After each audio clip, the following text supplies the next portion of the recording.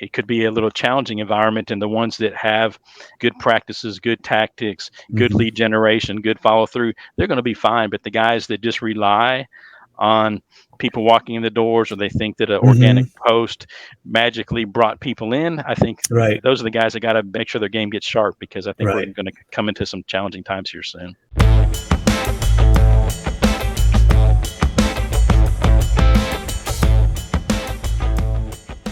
Thank you so much for coming on today, Chuck. Really looking forward to this conversation. For people who don't know who you are or haven't had the pleasure of meeting you yet, tell us a little bit about yourself and what you're up to these days. Okay, cool. Awesome. Forrest, thanks for having me on. My name is Chuck Lande, born and raised here in the Dallas, Texas area, if you can't tell by my lovely Texas accent. I've been around bowling for, I guess, a long time, actually over 40 years now. I can't believe it, but it's Wow. been that long. And currently, I'm basically involved in consulting in a wide variety of industries. Bowling is my passion, so I'm kind of back into it here recently.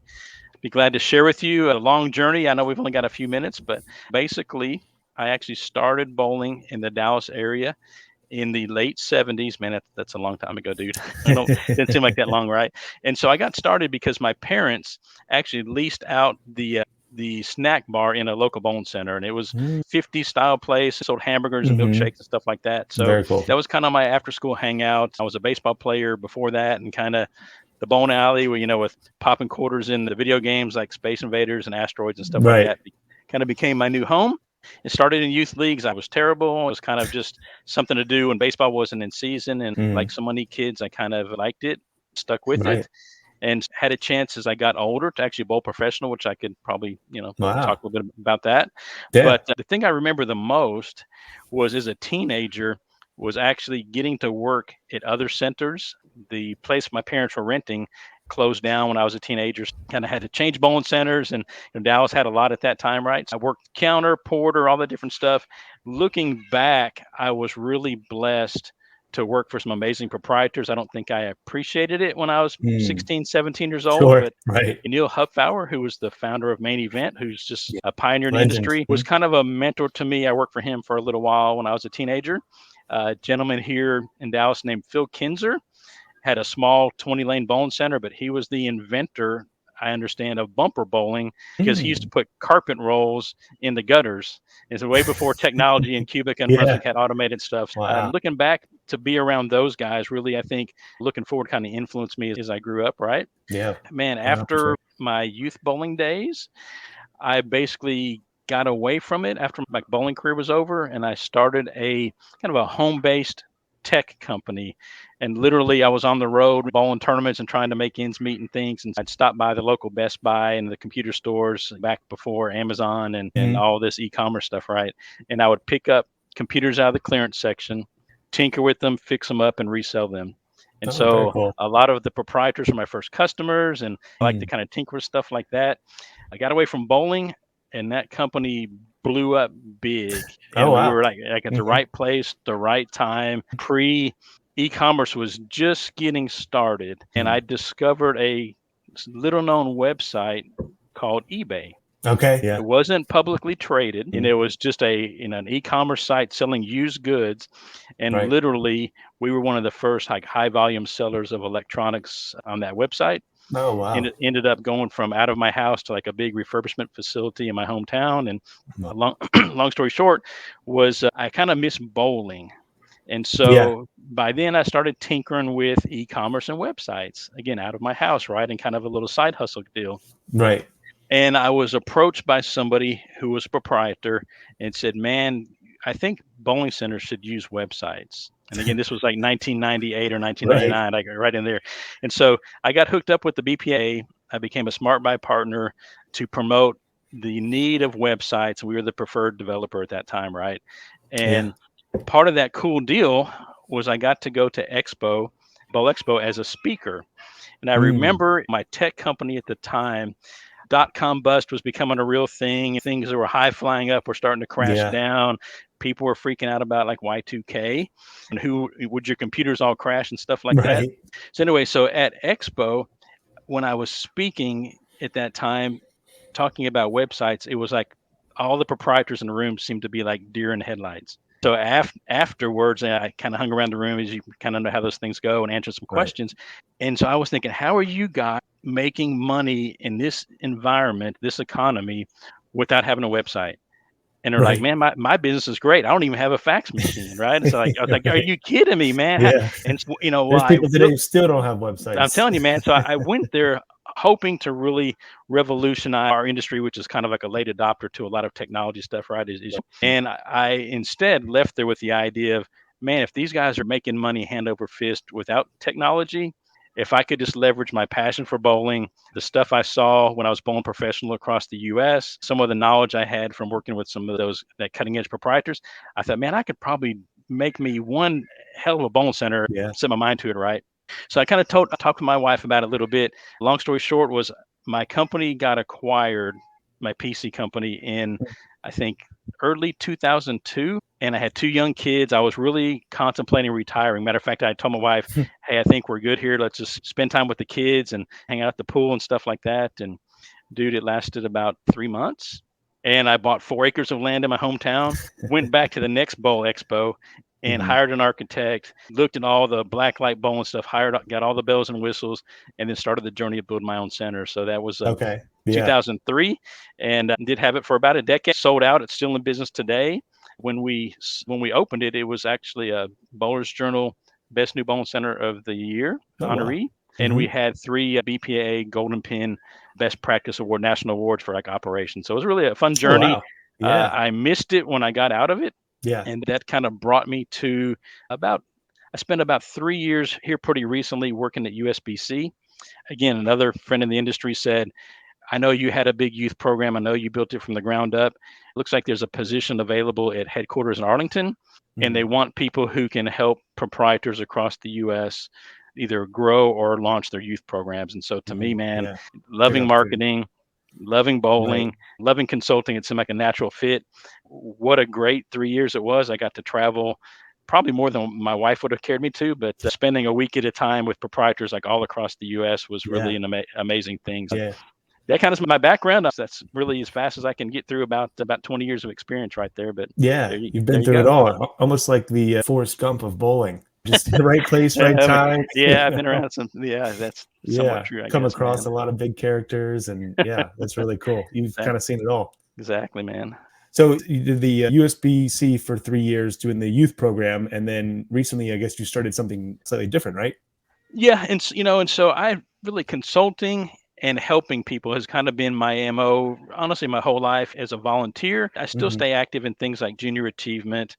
I work with a prison ministry where you teach felons how to start their own business upon release so they can actually have a small business and rely on themselves rather than trying to do Yeah. stuff in the workforce. And so I kind of got back into that where I was basically coaching, consulting a wide variety of businesses on customer acquisition. Typically small businesses, as you know, they're known to being very hardworking, Yeah. often too hard, right? And so the business controls them versus them running the Right. business, and everybody Yeah. needs new customers or more customers. And so I just get a joy in helping people do that, and it's great to kind of be able to do it now again back in the bowling industries. Yeah. Just from center to center again. Yeah. And Hmm. again, a big scale because I kind of at my age, I kind of want to kind of keep it more like a boutique type firm and work with the right kind of Yeah. clients that, that have goals that line up with what I can help them with, and not trying to take over the world at this point, just trying to Mm. leave my impact in the industry that I love so much. So Yeah. That's nice, right? Where you can kind of be choosy, and yeah. it's about making an impact rather than making a dollar. Exactly, man. Exactly right. Hmm. And I did want to say too, real quick. So you had a guest on who's a dear friend of mine. So Beth Stanley, right? She is Yeah. like amazing. Legend. Well, Yeah. so a lot of people don't know, although I think she may have shared it on your show. She really was like a very key person with Neil Hupfauer in the early days of Main Event, even before Yeah. Main Event, right? I knew her from my bowling days, and I knew she was starting to get in consulting. And so when we Hmm. opened, I think in 2003 or four, we were probably one of her very first customers. I still got her tour entertainment books in a binder still in my Yeah. garage to this day, Hmm. right? And so literally she helped us set up our birthday party systems, our sales stuff. And Very I mean, thorough. I heard, just a ton of stuff that she provides so much value with what she offers that, Yeah. the center that I sold still uses it today. I mean, so I wanted to say that because, man, she's awesome and great. You had a great interview with her. So I think that was great that you had her on. So, Yeah, she's a superstar. I just bought her stuff as well and went through it, and it yeah. is very thorough to the nine. Everything Yeah. you can tell, it's years or decades of experience all poured into her program. Yeah. And what's cool too, she was really a competitive scratch bowler like myself. And so you Mm, wouldn't know that thinking how well she understands like the entertainment side of our industry. You would right. think that she's not from our industry as a traditionalist initially, right? Mhm. She's another one that's kind of adopted with the change in times. Yeah. Yeah, very key. I know she's doing EOS now too, Hmm. implementation. Yeah, great Which stuff. I would love to talk to her about that or have an episode, because so many centers could benefit from having that operating system of how to run the company, because Yeah. a lot of them are small proprietors and they don't have the resources for a huge management team, but having Yep. a good system in place really helps you to get out of the business or working on the business rather than in it all the time. Exactly. Yeah. So tell me, let's talk a little bit, maybe some about the strategies you're implementing today. What can proprietors take away, or what are some key tips you have for customer Okay, sure. acquisition or some of the stuff you're working on? Yeah, and to kind of go back a little bit on the USB-C stuff, I learned a lot there. One thing, BPA itself really does have a lot of good ideas and business development tools, but a lot of them are dated, right? And so very Yeah. similar to when I was speaking back in 2000 about websites. I think today, fast forward, I think most proprietors have a website. We could debate if they're optimized and they're best, but I think they Sure. as a whole understand it. Now, it's paid ads, Facebook. It's no longer just post and people will see it. Right. And so I think people are like, Facebook doesn't work. So they have to understanding that, what is it, like less than 5 or 6% of your stuff that you just post It's even shows two. to your two. So it even continues to shrink, right? So much noise out there. And so really understanding paid ads, that Instagram, Facebook, TikTok is showing some traction for the right demographics. And so Yeah. things like that. And then I think that proprietors in general seem to get a pretty steady flow of leads from if you ran ads. What I see on the back end is there's a lot of missed and lost opportunity, Yeah. whether that means that calls are going to the front counter and they're just not We're getting not answered, getting, yeah, or at not getting all. or picked up or not Right. getting follow up. And being like a digital marketer myself, kind of think you're the same way, right? That there's a lot of automation that you can leverage in an industry that our industry just has not really gotten wind to yet. And I think Right. as we see where it's going to grow, it may take the early adopters to kind of get in, but there's no reason with technology that exists today that a proprietor couldn't streamline operations and kind of close those leaks in their bucket. Mhm. Yeah, I and think, it's a shame because it's really throwing out money, essentially, because you're spending money on marketing and you have these leads come in, and if you don't call them or you don't follow up with them or call them a couple times, you're yep, really just putting money down the drain. exactly. The average center calls their leads maybe once, and if they don't answer, they don't follow up again. But studies show that 6 times is the optimal to reach Yep. out, is you get a 90% contact rate. And then the speed is another one, because the studies show that it drops off a 90% contact rate after like 5 or 10 minutes. So if you can call them within 5 minutes, you have a 10 times as high likelihood of connecting with them and closing that deal. Sure, I agree with that 100%. Especially here, like in the Dallas market. Let's say that you're like a birthday mom, and your kid wants to have a party like an arcade or a bowling center, and so you may get on Google or you may go to a website, and here there's probably half a dozen Oh yeah. competitors that a family would have within 20 minutes. And if you miss that chance and the seed is planted, I mean, it's pretty much a lost thing. Maybe you'll get them the next year, but it's kind of heartbreaking.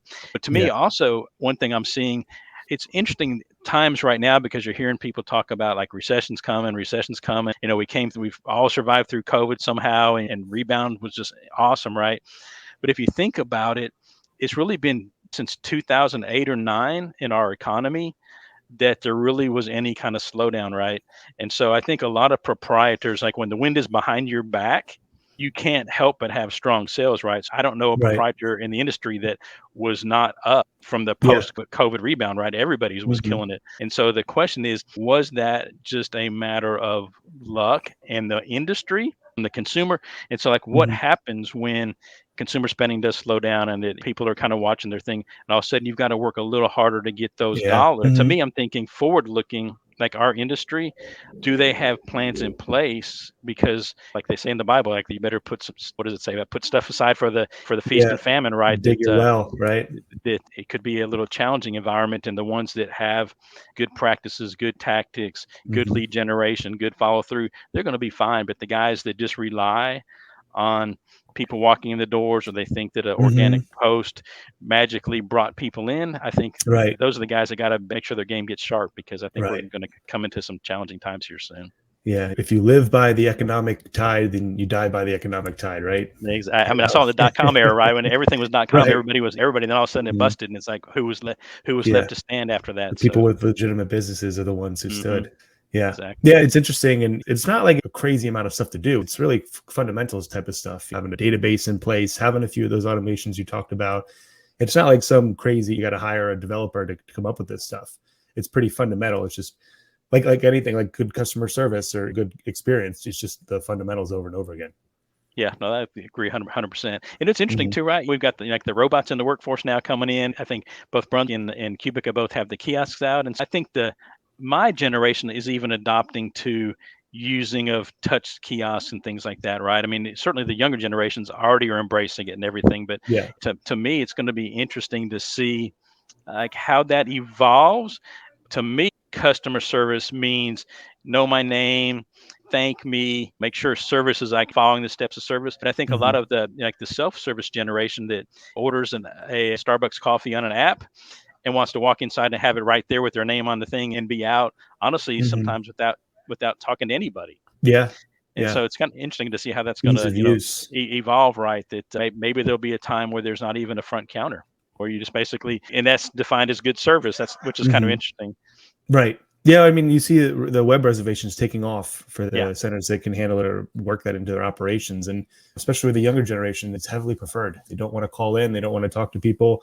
They want to book it online, have their shoes ready on the counter when they walk in and get to it. Yes. Yes, Mhm. exactly. And who would have thought? I mean, if we were talking a couple of years ago, would you think that so many proprietors would be having, like web reservation systems built into their websites? I mean, so we're catching up, right? We're catching up. I'm curious to see Mhm. what kind of cool tools are going to be at Expo this year to see if there's any new latest and greatest technology that's coming into our Mhm. industries. Yeah, I have to say, I've definitely seen a big speed up in maybe the last 18 months or so. Out of the 2 or 3 years that I've been in the space, I've seen a much greater adoption of technology, a lot quicker than maybe even, like I said, 18, 24 months ago. Yeah, and I think that makes sense too, because there's a lot of the second and third generation proprietors kind of Yeah. taking over dad's business. And the boomers my age are all kind of still starting to mail it in and retire. I'm not retiring, Yeah. but I'm saying a lot of the guys are like ready to pass it on. And the ones that come in, the next generation, really grew up with phones in their hands and Mhm. technology and stuff like that, right? Yeah. Yeah. Tell me, I want to know a little bit. We touched on it briefly, maybe some of the follow ups and like lead management. What are some of the stuff that you're putting into practice for your clients or some of the stuff you'd recommend? Do you have a little more, maybe specific takeaways that proprietors Yeah, could use in their own sure. centers? Yeah, I can show you just a couple of things, right? And one, I'm going to give credit to actually to Beth Stanley because she was the first one to kind of really expose me to this idea. Thanks, Beth, and I'll at least give credit where credit's due. And for example, like here we are in summer, and so it would have been a great time to get daycares right. It probably should have started back in like maybe April to kind of get ready for now. So sometimes it's overwhelming on how you would actually get daycares in the door. And so you could do old fashioned methods like go visit them, cold call them, stuff like that.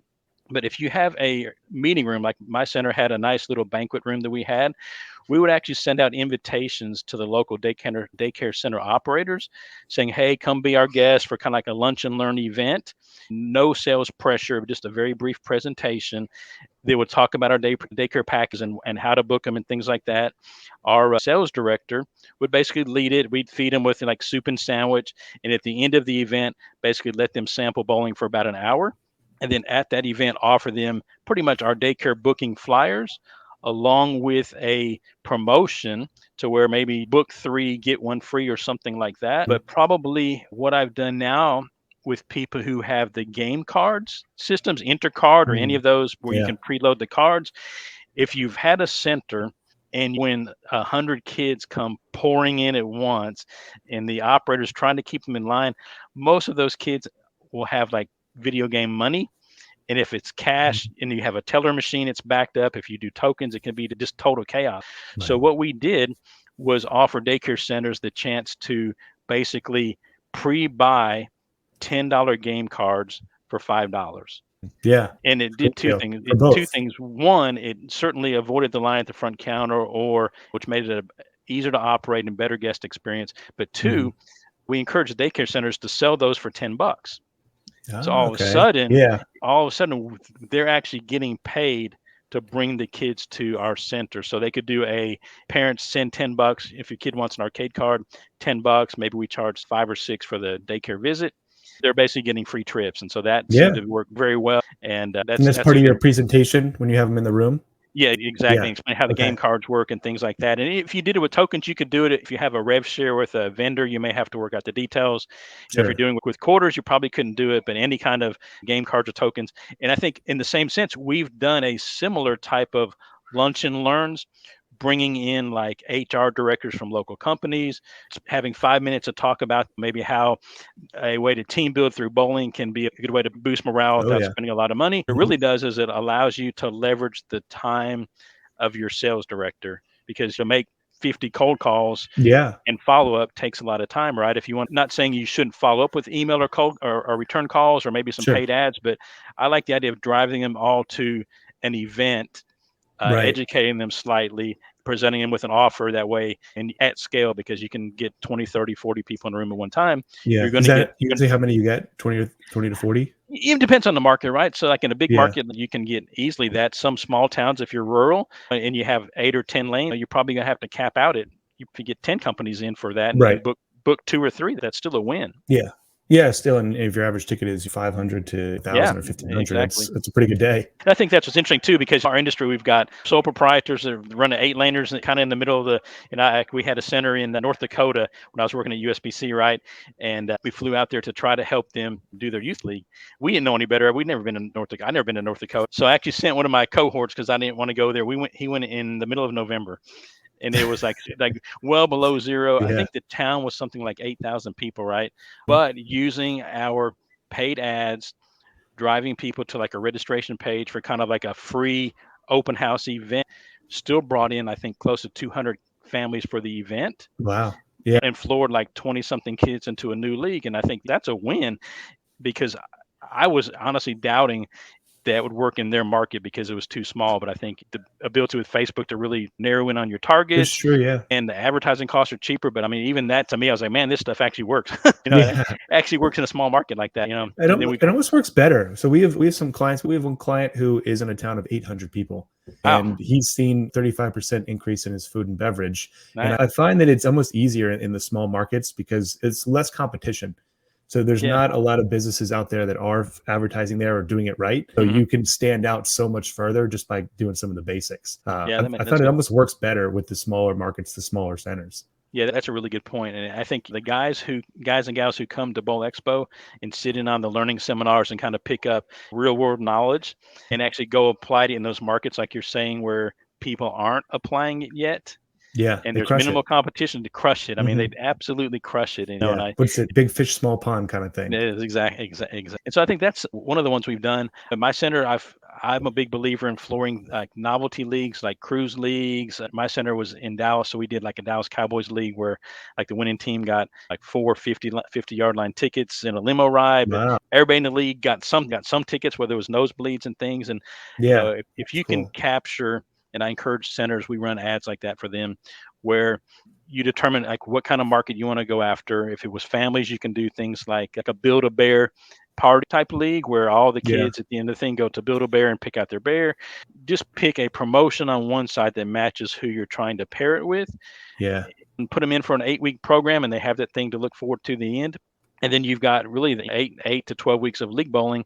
That's not your tradition. It's getting harder and harder to get those yeah. 36 weekers. That it's a tough sell to new people, but those novelty programs seem to work well for me when we roll those Mhm. out. Yeah, just like a shorter social, non-sanctioned kind of league. Yep. Yeah, we Yep. see those working really well, especially if you can get it more towards the food and beverage component. You Mm. have that at your center. So we at one of our centers, that's the biggest league by far. Its waiting list is this social average Joe's league. Nice. So Very nice. those really seem to be popular.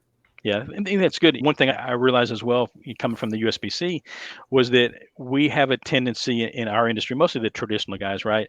We think of league bowlers as people who want competitive play. And Mhm. it's a small piece. It is a piece, and it's a small piece. And in my center, Mhm. we did have a couple of the highest caliber junior leagues as well as high caliber men's leagues. But are people that are willing to bowl 16 weeks, 32 weeks, year round, that really are coming for the camaraderie, the social aspect, the food and beverage. And just because they don't want to aspire to be a professional or they Mhm. don't average 200 doesn't mean that they're not, if you can plant the seed in them, they are still willing to stay around a long time, year after year. Probably our biggest long-standing league was the Chamber of Commerce League that was made up of just local dentists and Hmm. chiropractors and oil change places that had their own like retro bowling shirts and things. They ate a bunch, drank a bunch, had a great time. Yeah. They wanted the music on. And I think for a lot of the old schoolers, it's kind of hard to grasp sometimes that, hey, people may just want to partake in your center week after week, and maybe they don't care so much about lane conditions. And not that you should neglect that, but Sure. just to kind of be open-minded about that type of stuff. So I'm saying, like, Yeah, I mean, what's the statistic? I think it's 67 or maybe 70 million people bowl a year. It's the most accessible sport in the country. So there's a lot of people out there who are just happy to do it for fun and yeah, not necessarily from a competitive standpoint. yeah, and I mean, it's supposed to be fun, right? I mean, if Yeah. you're not having a good time at it, I mean, like, who's gonna? I mean, there may be a rare person that says, "I'm gonna go with the goal of having a miserable time for 36 Yeah. weeks, and then complain about it, and then sign up for summer and have a miserable time for 12 weeks, and Sure.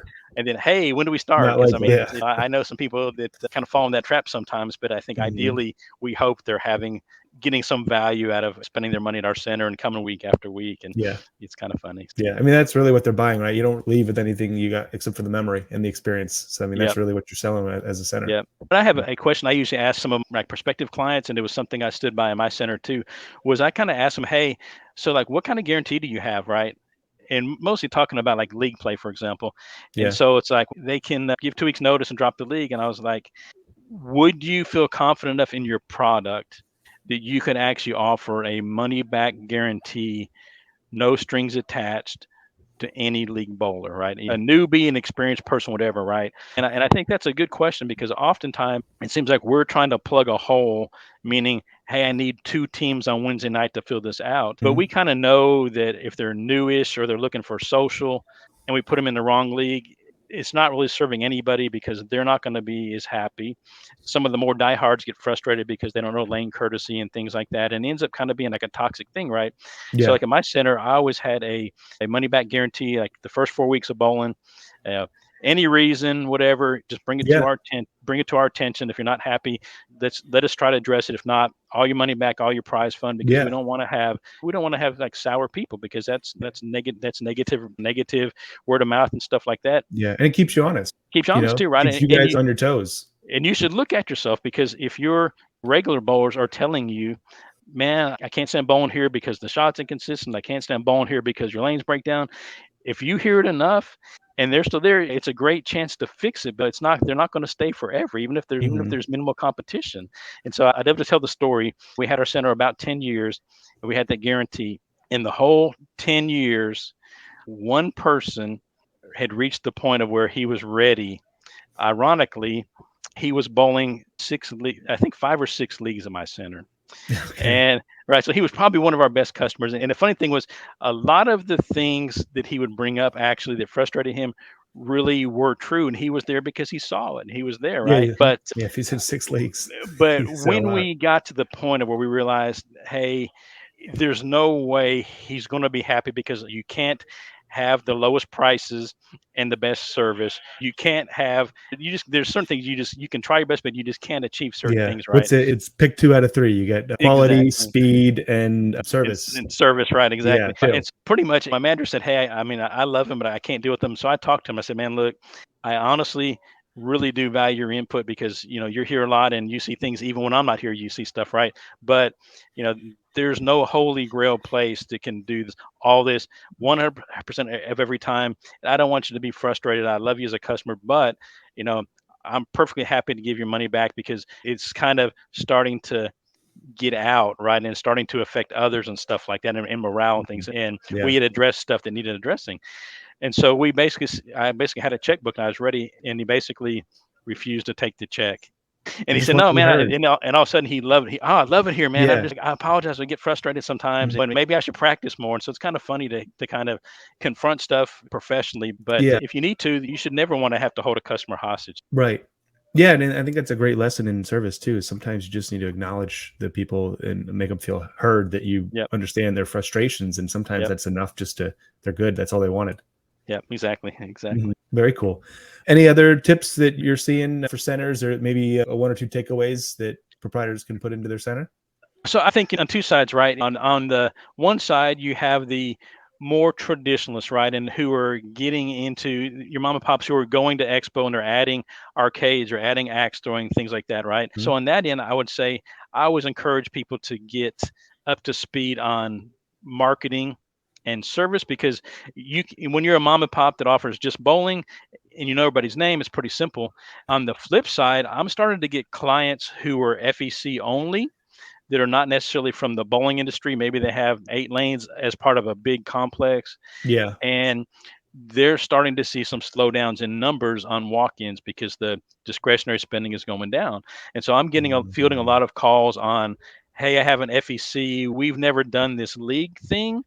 We're not really trying to get high caliber bowlers, but can you help us basically put things in motion that can bring us people who will sign up for 8 weeks, 12-week programs like that? And so I mean, Hmm. I think that on both sides we're getting proprietors who want to know how to better market FECs, and FECs realizing maybe we should look at league bowling as recurring revenue and Right. not so much competition. And they want to kind of learn from someone who's been around the industry. Interesting. Yeah. So I always look at that whole thing as like a big spectrum, right? So you Yeah. got traditional on one side, you got FEC on the other side. It sounds like people are kind of moving back and forth across the spectrum now because of Yeah, the I conditions. think so. I think so too. I Mhm. mean, thinking about even like I know Brunswick put in some like duck pin lanes in a pretty fancy hotel in Detroit, Okay. Yeah. right? And they yanked out whatever the bar it was in the bar, and so it's kind of interesting to Hmm. see how bowling is being pollinated across like so many residential installations. I know Yeah. has been a big thing. It's pretty cool to And see. movie theaters